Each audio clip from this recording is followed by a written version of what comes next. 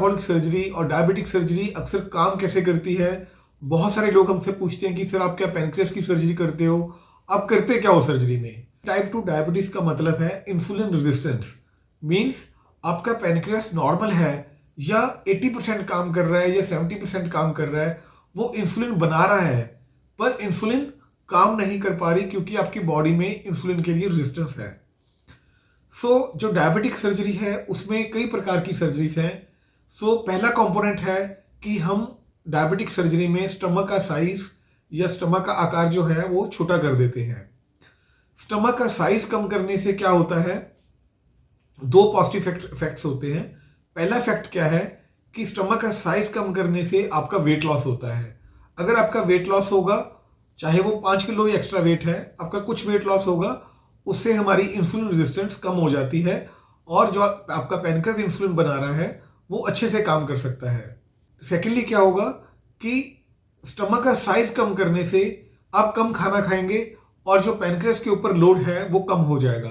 अगर सर्जरी से पहले आप 4 रोटी खाते हैं और सर्जरी के बाद 1 रोटी खाएंगे तो नेचुरली पैनक्रियास को जहां पे 4 रोटी के मुताबिक इंसुलिन बनानी पड़ती है, अब उसको एक ही चपाती के अकॉर्डिंगली इंसुलिन बनानी पड़ेगी।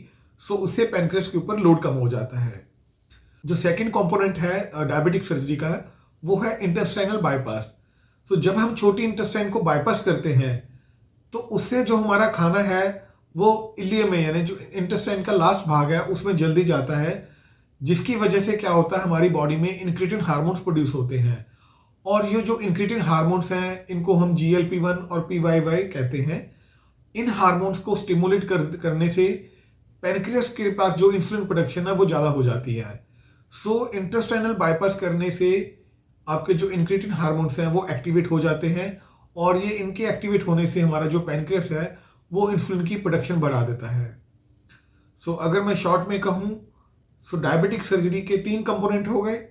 स्टमक का साइज छोटा करने से आपका वेट लॉस होगा, इंसुलिन रेजिस्टेंस कम हो जाएगी, आप खाना कम खाएंगे, पैनक्रियास के ऊपर लोड कम हो जाएगा, आप इंटेस्टाइनल बाईपास करेंगे, पैनक्रियास स्टिमुलेट हो जाएगा और वो ज़्यादा इंसुलिन प्रोड्यूस करेगा।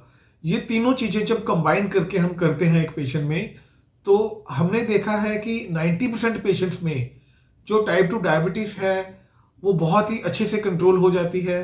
पेशेंट की जो मेडिकेशंस हैं वो पहले 10 दिन में छूट जाती हैं। इंसुलिन की डोजेज 200 यूनिट जो पेशेंट ले रहा है उससे कम होके 10 यूनिट रह जाती है या पेशेंट्स की बंद हो जाती है। Watch my next video to know about results of diabetes surgery.